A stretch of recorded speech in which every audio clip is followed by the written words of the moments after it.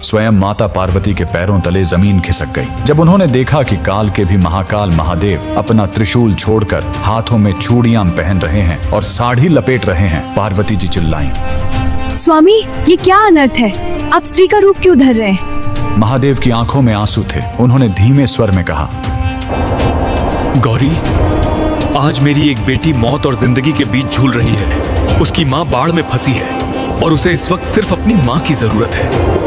जी हाँ, महादेव एक औरत बनकर एक गर्भवती महिला की डिलीवरी कराने पहुंचे थे। आखिर वो भक्त कौन थी जिसने महादेव को दाई बनने पर मजबूर कर दिया? यह कहानी है दक्षिण भारत की रत्नावती नाम की एक परम शिव भक्त की। वह गर्भवती थी, समय निकट था। उसने अपनी माँ को बुलवाया था, लेकिन तभी कावेरी नदी में भयानक बाढ़ आ गई। उसकी माँ नदी के उस पार फंस गई। इधर रत्नावती को प्रसव पीड़ा शुरू हो गई। आधी रात, बिजली की कड़क, चारों तरफ सन्नाटा, घर में कोई नहीं। वो दर्द से तड़प रही थी और बस एक ही नाम पुकार रही थी, हे महादेव, हे मेरी माँ, मेरी रक्षा करो। कैलाश पर महादेव का आसन डोल गया। माँ पहुंच नहीं सकती थी, इसलिए महादेव ने स्वयं उसकी माँ का रूप धरा। अचानक रत्नावती के घर का दरवाजा धीरे से खुला। सामने उसकी माँ खड़ी थी। उस माँ ने रत्नावती का सिर अपनी गोद में रखा, उसे सहारा दिया, एक कुशल दाई की तरह उसके बच्चे का जन्म करवाया। पूरी रात महादेव एक औरत बनकर अपनी बेटी की सेवा करते रहे। उसे खाना खिलाया, लोरी गाकर सुलाया। सो जा मेरे लाल